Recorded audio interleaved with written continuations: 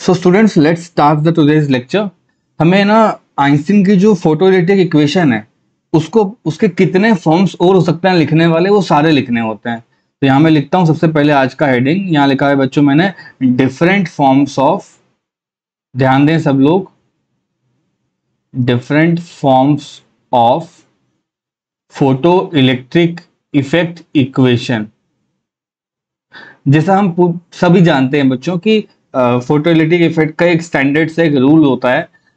It rule says that किसी भी एक मेटल सरफेस पे बच्चों एनर्जी को अपन फॉल कराते हैं और इलेक्ट्रॉन यहाँ से फोटो इलेक्ट्रॉन के फॉर्म में बाहर जाता है। ठीक है, कुछ वर्क फंक्शन होता है और यहाँ पे एनर्जी होती है। This is a standard diagram जो समझ लो हर जगह बनना है। इसका फर्स्ट रूल क्या कहता है बच्चों, जो स्टैंडर्ड रूल है, कोई बताएगा? It says that the net energy which is incident gets utilized at work function and the maximum kinetic energy। दिए हो गया अपना पहला पार्ट।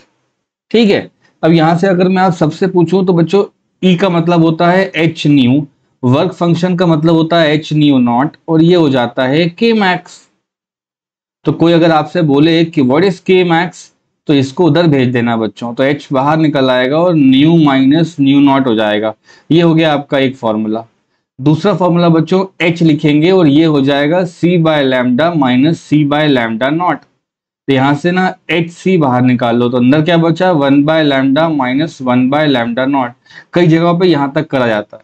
काइनेटिक एनर्जी को ऐसा भी लिख सकते हैं अपन 1/2, बोलो बच्चे लोग, mv स्क्वायर, और यहाँ कितना आ रहा है एच सी, यहाँ 1 bye lambda minus 1 bye lambda not. देखिए ढंग से, ये वेलोसिटी हो जाएगी फोटो इलेक्ट्रॉन की, तो उसको अगर लिखवाना चाहेगा तो क्या बोलेगा, the maximum velocity of photo electrons जो एमिट करता है अपने फोटो सेंसिटिव सरफेस से। बच्चों कितना हो जाएगा, ट्राई करो एक, ये 2 यहाँ पे डिनोमिनेटर में, तो यहाँ कितना हो जाएगा, न्यूमरेटर में तो 2hc divide by m, bracket के अंदर 1 bye lambda minus 1 bye lambda not, और बच्चों ये पूरा का पूरा किस में आ जाएगा, रूट के अंदर। This formula I wanted you to give, है ना। यहाँ तक क्लियर कर लो बच्चों, इंपॉर्टेंट फॉर्मूला है। तो ले दे के अपन ने काम उतना ही करा है, कोई बहुत बड़ी चीज नहीं समझ ली है। अगर यही चीज अपन को स्टॉपिंग पोटेंशियल में पूछी जाएगी, so then what we are going to do is, बच्चों एनर्जी जो रहेगी स्टॉपिंग मतलब इलेक्ट्रॉन वोल्ट में, वर्क फंक्शन रहेगा वो इलेक्ट्रॉन वोल्ट में, और बच्चों यहाँ पे स्टॉपिंग पोटेंशियल आने शुरू हो जाता है। ये याद रखो, है ना। कंडीशन ये पूरा किस में होना चाहिए, और ये राइट साइड किस में होना चाहिए बच्चों, लेफ्ट साइड वाला जो पहले लिखवाया था ये जूल्स में होना चाहिए। Is this clear to everybody? Doubt है तो बोल दो। One more thing I'd like to repeat again is, बच्चों इस चीज को याद रखो कि इस पे पूछे जाते हैं क्वेश्चन, स्टॉप कर देने वाले पोटेंशियल को। तो बच्चों ये एनोड पे रहने वाला नेगेटिव पोटेंशियल होता है, तो इसको पढ़ाते वक्त तो टीचर बोलता है कि V stopping equals to minus of V A C, या किसी किसी बुक में माइनस ऑफ वी एक्सेलरेटिंग भी लिखा होता है। ये सब कुछ सही है बच्चों। यहाँ पे जितना एनोड पे प्लस का पोटेंशियल होगा उसको नेगेटिव करोगे तभी तो स्टॉप करेगा वो आगे आगे जाकर। और काइनेटिक एनर्जी जो आती है मैक्सिमम पर यूनिट चार्ज कर देने पे क्या बन जाता है, वही चीज बन जाती है स्टॉपिंग पोटेंशियल। तो क्वेश्चन को देख के आपको पहचानना होता है कि which formula I should use in order to get the result soon as possible. बात समझ रहे हो मेरी? There might be a case कहीं पर वेवलेंथ इस्तेमाल हो रहा होगा, माइट बी अ केस कहीं पे फ्रीक्वेंसी का क्वेश्चन आ जाए, कहीं वेलोसिटी पूछ ले, कहीं स्टॉपिंग पोटेंशियल को काइनेटिक एनर्जी में पूछ ले, कहीं एक्सेलरेटिंग पोटेंशियल दे दे आपको, और कहीं सिर्फ और सिर्फ ये इक्वेशन से आपको ब्लफ करना चाहेगा सामने वाला। बच्चे लोग तो ये चैप्टर ना आपस में हेवीली इंटरकनेक्टेड है। किसके अक्रॉस इंटरकनेक्टेड है आप समझ गए होगे अभी तक। इस चैप्टर का जो एकमात्र टॉपिक है जिसको डिटेल में पढ़ना होता है वो होता है फोटो इलेक्ट्रिक एमिशन, और उसका एक्सपेरिमेंटल स्टडी को बोलते हैं photo electric effect. Alright, okay, pay attention. Question कहता है when the radiation of 5 electron volt falls on the surface. तो बच्चों जो रेडिएशन फॉल कर रहा है वो 5 इलेक्ट्रॉन वोल्ट का है। The emitted photo electrons have maximum kinetic energy of 3, मतलब 5 रुपए लेके मार्केट गया और 3 रुपीज लेके भाग गया यहाँ से, तो कितना खर्च किया होगा इसने यहाँ पे, जो नेट एनर्जी आती है बच्चों उसका एक पोर्शन वर्क फंक्शन में जाता है, मतलब 2 इलेक्ट्रॉन वोल्ट। क्वेश्चन कहता है स्टॉपिंग पोटेंशियल कितना होगा, तो भाई साहब स्टॉपिंग पोटेंशियल का तो डायरेक्ट रिलेशन होता है ना काइनेटिक एनर्जी से। What is the answer? Kinetic energy per unit electron is the stopping potential. तो बच्चों 3 electron volt divide by electron, कितना आंसर मार्क करूं मैं? पेन पेपर की जरूरत नहीं पड़नी चाहिए बच्चों ऐसे क्वेश्चनों में, है ना, एक्सट्रीमली इजी मिलते हैं आपको। उस क्वेश्चन पढ़ना है, रीड करना है, in what way it is asking the question. Okay बच्चों, एक बहुत ही इंटरेस्टिंग क्वेश्चन है, ढंग से पढ़ लीजिए। क्वेश्चन कहता है the image of a sun, है ना, the image of a sun formed by, देखो, is formed by a lens of focal length 30 on a metal surface of photoelectric cell। तो कहने का मतलब बच्चों इतना सा है यहाँ पर कि they will be having one photosensitive surface, और बच्चों यहाँ का इन लोगों ने ऐसा एक लेंस लगा रखा होगा। लेंस का मतलब है अगर इस पे पैरेलल रेज आएंगे सन के, तो जितना दूर फोकल लेंथ होता है ना उतना दूर वो उसको फोकस करता है। यहाँ बेसिकली कुछ एनर्जी मिल रही होगी और उसकी इंटेंसिटी आप लोग I1 कर लो, एनर्जी को E1 कर लेते हैं। ठीक है बच्चों, इतना क्लियर है। अब उस एनर्जी से कुछ फोटो करंट उससे एसोसिएट होगा, क्योंकि एमिशन हो रहा है यहाँ पर। क्या हो रहा है बच्चों? यहाँ पर एमिशन हो रहा है। ये थोड़ा ऊपर क्वेश्चन ब्लफ करने का ट्राई कर रहा है, तो इतना समझ लो कि जो करंट निकल रहा होगा बच्चों उसको I1 बोलेंगे और कैपिटल I को इंटेंसिटी बोलेंगे। यहाँ तक का क्लियर है? तो क्वेश्चन कहता है फोटो करंट I है, राइट, तो मैं इसको I कर लेता हूं। फिर कह रहा है the lens is forming image is replace by another lens, उसको दूसरे लेंस से रिप्लेस कर दिया, बट उसका फोकल लेंथ है वो 15 सेंटीमीटर रखा। मतलब जो पहले डिस्टेंस था आपका कितना था बच्चों? 30 का था, उसको नजदीक लाके कितना डिस्टेंस कर दिया हम लोगों ने? 15 centimetre. And now the rays can be seen like this, इस तरह से अपन देख सकते हैं। पास ला दिया, है ना, हाफ डिस्टेंस कम कर दिया उसका। तो फोटो करंट क्या हो जाएगा? इसका सोल्यूशन में सबसे पहले लिखना है सिंस, ठीक है, सिंस फोटो करंट, बच्चों photo current is directly proportional to, किस पर प्रोपोर्शनल होता है बच्चों फोटो करंट? बताना मुझे। इंटेंसिटी पे। तो जो करंट है वो किस पे डिपेंड कर रहा है बच्चों? इंटेंसिटी पे डिपेंड कर रहा है। और इंटेंसिटी का फॉर्मूला क्या होता है मुझे बता दो फटाफट। Intensity is the energy following per unit area per unit time. तो एरिया कोई सा भी हो बच्चों लोग, एरिया कोई सा भी हो, उससे एक ही चीज समझ में आती है कि नीचे बच्चों एक डिस्टेंस के स्क्वायर का टर्म आएगा या आर के स्क्वायर का टर्म आएगा। तो यहाँ मेरा फॉर्मूला कंप्लीट होता है बच्चों। अगर डिस्टेंस में कुछ भी चेंज करेगा उसका स्क्वायर से चेंज होगा आंसर। चलो 12th क्लास, टाइम से कोई टेंशन लेना नहीं है, सेम डायमीटर है मतलब सेम एनर्जी फॉल कर रही होगी, ये दोनों चीजें कांस्टेंट हैं। इंटेंसिटी किस पे डिपेंड कर रही है? Inversely on area. तो सीधी सीधी भाषा में अगर मैं बात करूं तो जो फोटो करंट होगा वो भी इनवर्सली प्रोपोर्शनल टू क्या हो जाएगा? एरिया पे डिपेंड करने लग जाएगा। अब यहाँ पर आर स्क्वायर क्यों लिखा है ये एक डाउट आ सकता है। तो जो एरिया होता है बच्चों, चाहे मैं स्फीयर ले लूं, है ना, कोई भी रेडिएशन बच्चों स्फेरिकल फॉर्म में होता है। मान लो मेरे पास ये कोई सोर्स है, मैंने एक लाइट का बल्ब जलाया और उससे मुझे आर डिस्टेंस पर क्या करना है? इंटेंसिटी का पता करना है। तो यही लाइट बच्चों सारे डायरेक्शन में जा रही होगी ना, इस तरह से सोचो। तो at a certain point, if I wish to calculate the intensity, I should write like this, that intensity is the energy falling per unit area, और स्फीयर का एरिया होता है बच्चों 4 पाई आर स्क्वायर और पर यूनिट टाइम। तो ले देकर अपना जो लॉजिक बनता है वो ये बनता है कि इंटेंसिटी डिस्टेंस के स्क्वायर के फॉर्म में आती है। ये लेफ्ट हैंड साइड पर जितना भी लिखा है ना उतना बच्चे को प्रीवियसली ऑलरेडी पता होना चाहिए।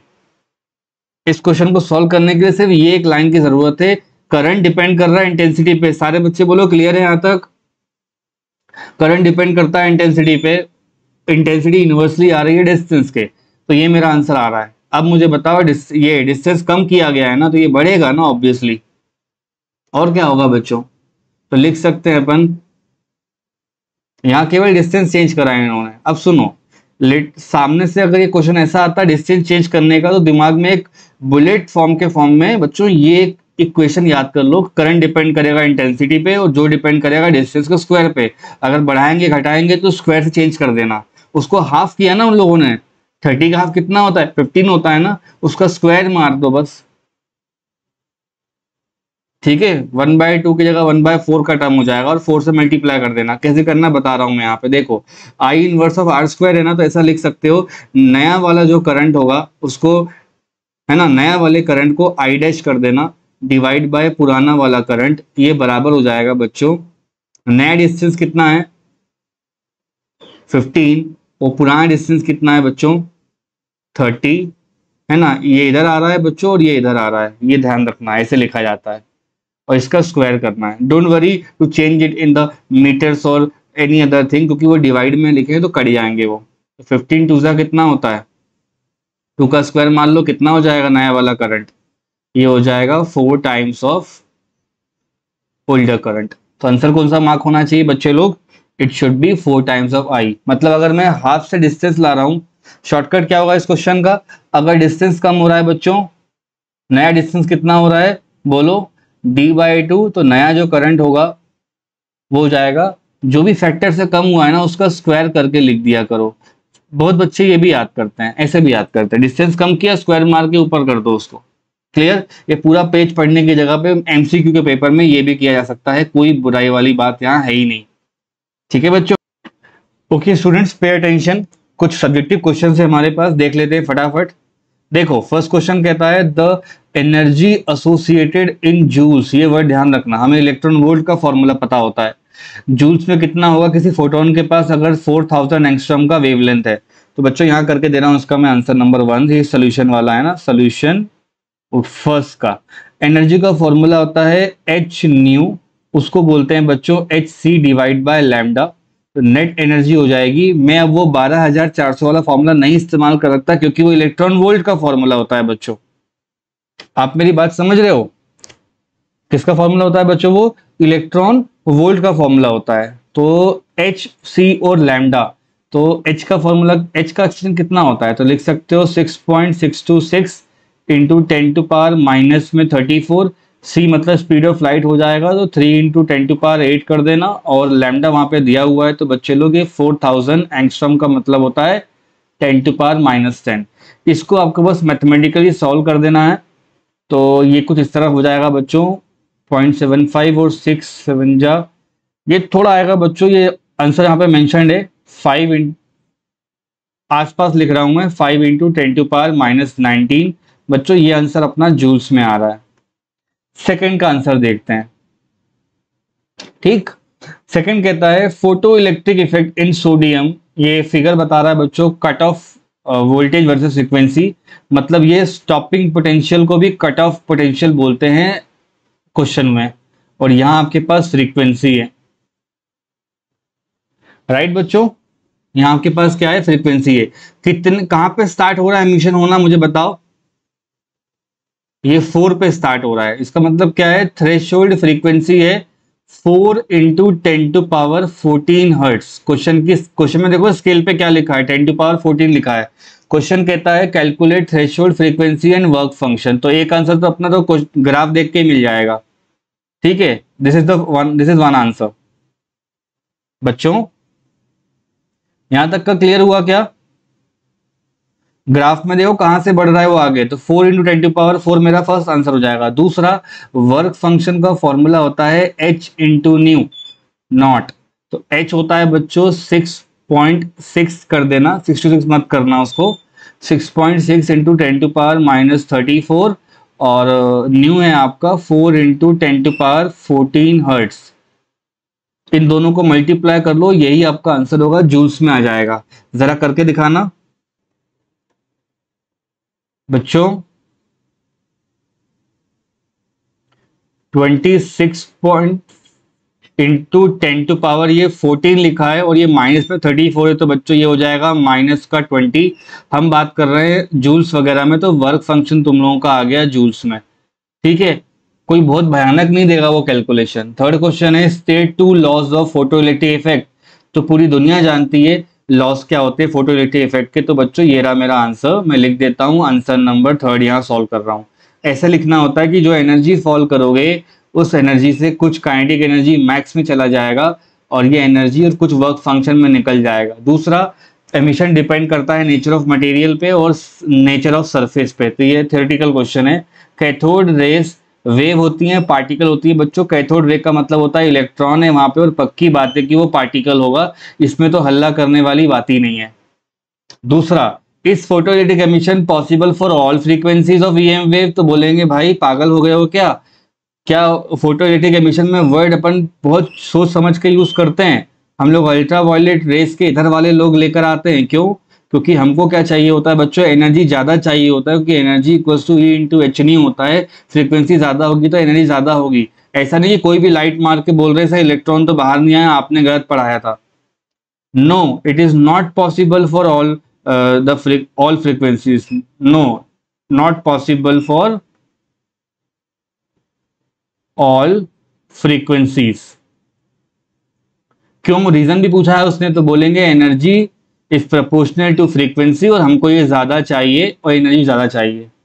फिफ्थ क्वेश्चन है draw the graph showing potential difference and incident frequency, है ना। ये ग्राफ आपकी कॉपी में होगा, जरा पेजेस टर्न करके ये ग्राफ बना के दिखाइए मुझे। चलो बच्चों फिफ्थ वाले को फटाफट पढ़ लेते हैं, ठीक है। फिफ्थ वाले क्वेश्चन में हमसे कहा गया है स्टॉपिंग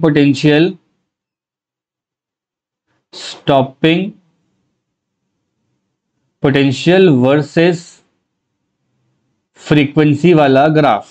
कुछ नहीं करना है, पहले तो ग्राफ बना लेते हैं अपन लोग and then will talk about this. ये हो गया ग्राफ तुम लोगों का बच्चों ऐसे, ठीक है। एक तरफ बन जाएगा फ्रीक्वेंसी, एक तरफ बन जाएगा स्टॉप करने वाला पोटेंशियल। पक्की बात है कि एक स्पेशल फ्रीक्वेंसी आती है, उसको क्या बोलते हैं अपन, थ्रेशोल्ड। उसके बाद एमिशन करना शुरू करेगा और बच्चों उसको पीछे की तरफ लेकर आते हैं, तो ये यहाँ पे ऐसे इंटरसेप्ट की तरह बनता है। तो ये जो चीज रहती है ये वर्क फंक्शन रहती है। ये जो चीज है बच्चों ये स्टॉप करने वाला पोटेंशियल है। इन दोनों को ऐड कर दूंगा तो मेरा काम चल जाएगा। और जो स्लोप होता है वो h/e का होता है स्लोप। इतना अपने नोट्स कॉपी में जरूर होगा बच्चों, है ना। तो नेट जो एनर्जी आती है वो किन किन कामों में निकल जाती है, वर्क फंक्शन में, और ऐसे तो लिखते हैं काइनेटिक एनर्जी, लेकिन डिवाइड बाय ई कर रखा है इन्हें, तो ऐसे लिख सकते हो इसको आप लोग। तो यहां हो गया तुम्हारा आंसर स्टॉपिंग पोटेंशियल। बच्चों क्या लिखा है पढ़िए, स्टॉपिंग पोटेंशियल, है ना। प्रैक्टिकली पता है ये कैसा लिखा हुआ है, ये लिखा हुआ है बच्चों kinetic energy max divide by E. और क्योंकि सबके नीचे मैंने ऐसे ई करके रखा है, क्योंकि इसके भी जो पहले इक्वेशन आती है वो कौन सी आती है, ई बराबर 5 प्लस के मैक्स। बच्चों अब तो समझ में आ गया होगा आप लोग क्यों इतना सर परेशान हो रहे हैं, हाँ ना बोलो। तो अगर इसको स्टॉपिंग पोटेंशियल के लिए लिखना हो तो ई का क्या मतलब हो जाएगा, तो बोलोगे sir H new divide by E हो जाएगा, प्लस ये हो जाएगा H new not divide by E. बच्चों ये पूरा का पूरा कांस्टेंट है, क्या है ये कांस्टेंट है। और यहां पे ना नेगेटिव साइन आएगा, ये इधर जाएगा ना। चलो आपका आंसर ये आ गया, y बराबर mx माइनस सी। तो ये रहा आपका स्लोप, ये रहा आपका x एक्सिस, ये रहा आपका y एक्सिस, और ये रहा आपका इंटरसेप्ट। इंटरसेप्ट बच्चों क्या लिखा है, वर्क फंक्शन। किस किस को नहीं आया समझ में ये, तो एग्जाम में ग्राफ बनाना था, इसको प्रूफ करना था, और ये कंपेयर करके अपन लिख देंगे, अपना काम हो जाएगा। और this is the equation of photo electric emission, ठीक है बच्चों। क्वेश्चन 7 ना ये एक सिंपल सा रीजनिंग बेस्ड क्वेश्चन है, ज्यादा सोचना नहीं है इसमें। क्वेश्चन कहता है एक सोर्स ऑफ लाइट है जो 50 सेंटीमीटर पर रखा है और उस पर कट ऑफ पोटेंशियल आता है V0। तो कहने का मतलब है अगर मैं इसके लिए ना बच्चों एक कैथोड बना दूं और एक एनोड बना दूं, इस तरह से C लिख देते हैं और A लिख देते हैं। तो कैथोड से बच्चों 50 सेंटीमीटर दूर कोई सोर्स लगा हुआ रखा हुआ है इन्होंने, सोर्स को S1 कर लेते हैं और इंटेंसिटी यहां से I1 आ रही होगी। इतना क्लियर है बच्चों, इस तरह से। तो बोल रहा है इस अरेंजमेंट में जो स्टॉप करने वाला पोटेंशियल है वो V0 है। फिर कहता है अगर distance of the light of the source is move to 25 centimetre, देखना बच्चों ब्लफ कर रहा है आपके साथ, 50 को हाफ कर दे रहा है ना, नेक्स्ट पोजीशन पे, और वो कितनी हो जाएगी 25, तो बोल रहा है हाफ हो जाएगा तो डबल हो जाना चाहिए वगैरह वगैरह। तो इंटेंसिटी चेंज हो रही है बच्चे, करंट डिपेंड करता है इंटेंसिटी पे, ये मैंने आपको पढ़ाया है। क्या मैंने ऐसा कभी बोला है आपको कि इंटेंसिटी और स्टॉपिंग पोटेंशियल आपस में रिलेट करते हैं? बिल्कुल नहीं करते बच्चों। What is the new cut off potential, तो आंसर होगा since stopping potential is independent on intensity. बच्चे लोग ये इंडिपेंडेंट होता है इंटेंसिटी के, आपके पास ग्राफ भी बना होगा एक, यहाँ पे आई लिखते हैं, यहाँ पे स्टॉपिंग पोटेंशियल लिखते हैं और इसको आगे बढ़ा देते हैं, ये इसका मतलब है ये डिपेंड नहीं कर रहा है। ग्राफ की जरूरत नहीं है इसमें, डायग्राम की जरूरत नहीं है, केवल एक लाइन लिख दोगे तो मार्क्स मिल जाएंगे पूरे। Stopping potential is independent on intensity, तो जो नया वाला पोटेंशियल होगा बच्चों वो पुराने वाले के बराबर आएगा, दैट्स इट, केस खत्म। ऐसा क्यों होता है? द रीजन, स्टॉपिंग पोटेंशियल का डायरेक्ट रिलेशन होता है इंसिडेंट फ्रीक्वेंसी से, ना कि करंट के रेट से। ठीक, चलो हम 8th वाला क्वेश्चन देखते हैं। इन दिस क्वेश्चन कहता है फोटो सेंसिटिव सरफेस है, बच्चों दिख रहा है क्या? सो बच्चों सेवेंथ वाले क्वेश्चन में एक सीधा आंसर लिख लो, स्टॉपिंग पोटेंशियल को कोई फर्क नहीं पड़ता इंटेंसिटी चेंज होने से, intensity is just the rate of electron जो यहां से बाहर आने शुरू होंगे, तो हमारा जो करंट है वो उस पर डिपेंड करता है, उसको करने दो ना, है ना। चाहो तो इसको ऐसा समझ सकते हो, नेट एनर्जी कहां कहां खर्च होती है, तो बोलोगे सर वर्क फंक्शन में और काइनेटिक एनर्जी में, बोलोगे जी सर समझ में आया क्या, इतना आया बच्चों।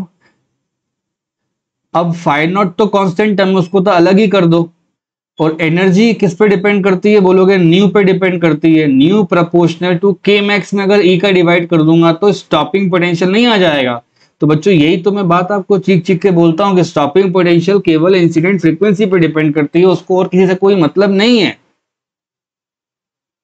It is independent on intensity, that is why answer हो जाएगा बच्चे लोग नो चेंज। इसमें इतना डिबेट करने से कोई चीज ही नहीं है। अब क्वेश्चन नंबर 8 देखो, क्वेश्चन कहता है फोटो सेंसिटिव सरफेस है, उस पर थ्रेशोल्ड वेवलेंथ लैम्डा नॉट है, does the emission occur if wavelength is more than और लेस देन। बड़े ही आसान शब्दों में इसको समझ लो, ये थ्रेशोल्ड वेवलेंथ का क्वेश्चन है, नोट्स वगैरह कॉपी पलटाओगे ना तो वहां मालूम पड़ जाएगा। थ्रेशोल्ड वेवलेंथ वो मैक्सिमम वेवलेंथ होती है जहां तक एमिशन होता है, ऐसे हिंदी में याद करो, ये वो मैक्सिमम वेवलेंथ होती है जहां तक एमिशन होगा, इट्स अ मैक्स वेवलेंथ, ठीक है, टिल एमिशन इज पॉसिबल। जैसे थ्रेशोल्ड फ्रीक्वेंसी में बोलते हैं ना कि मिनिमम फ्रीक्वेंसी उसके बाद होगा एमिशन, इसका मतलब होता है maximum. The reason behind it is this one. Phi को क्या बोलते हो बच्चे लोग आप? एच न्यू नॉट बोलते हो ना, तो इसको H C by lambda naught भी तो बोलना सीखो। ऐसा थोड़ा ना होता है कि एक फॉर्मूला याद करा एक फॉर्मूला छोड़ दिया। अगर एच न्यू याद किया है अपन ने तो फ्रीक्वेंसी को सी बाय लैम्डा बोल सकते हैं, क्योंकि सारे के सारे तो लाइट के एमिशन है, तो लाइट की स्पीड से चलते हैं ये लोग। तो कहने का मतलब ये है work function is inversely proportional to wavelength. इतनी बात समझ में आ रही है क्या? तो इसका ग्राफ ऐसा बनता है बच्चों, ये यहाँ वेवलेंथ होता है और यहाँ पर बच्चों फोटो इलेक्ट्रिक एमिशन होगा। ग्राफ देखो, बस ग्राफ से आंसर है अपना, और ये ग्राफ ही आ चुका है नीट के पेपर में एक साल। जीरो से वेवलेंथ बढ़ाते बढ़ाते एक लिमिट तक जाएंगे, उसको वेवलेंथ नॉट बोलेंगे, और वहीं तक एमिशन होता है बच्चों, ये रहा emission. So it is the maximum wavelength up to which the emission is happening. और क्वेश्चन ने पूछा है फर्स्ट केस में ज्यादा होगी तो क्या एमिशन होगा, या कम होगी तो एमिशन होगा। Justify your answer. तो सबसे पहले तो आप इसका डेफिनेशन लिखोगे, the maximum wavelength up to which emission is possible. दूसरा बच्चों यहां साइड में करके दे रहा हूं मैं, इसी पेज पे ध्यान देते रहिए, ठीक। जब वेवलेंथ ज्यादा होगी लैम्डा नॉट से, तो आंसर हो जाएगा नो एमिशन। ग्राफ में क्या दिख रहा है बच्चों, वेवलेंथ कम होनी चाहिए लैम्डा नॉट से, तो wavelength is less than threshold, तो बोलेंगे इलेक्ट्रॉन का एमिशन होगा। ठीक है, अब बोलेगा जस्टिफाई करिए अपने आंसर को, तो जस्टिफाई करने का मतलब है कि हमें थ्रेशोल्ड वेवलेंथ पता होना चाहिए क्या होता है, तो आंसर होगा it is the maximum wavelength up to which the emission is happening, मतलब मैक्स से मैक्स वो वेवलेंथ होगी जहां तक पॉसिबल है, मतलब उससे कम सारी वैल्यूज के लिए पॉसिबल होगा। That is why the graph is looking like this, और इनवर्सली प्रोपोर्शनल है, इसलिए ग्राफ बच्चों आपको थोड़ा ये इस तरह का हाइपरबोलिक नेचर का दिखाई दे रहा है। मेरी बात समझ में आ रही है? अगर वेवलेंथ ज्यादा निकल गया लैम्डा नॉट से, तो बोलोगे सर जी किस बात का एमिशन, नो एमिशन। क्लियर बच्चों?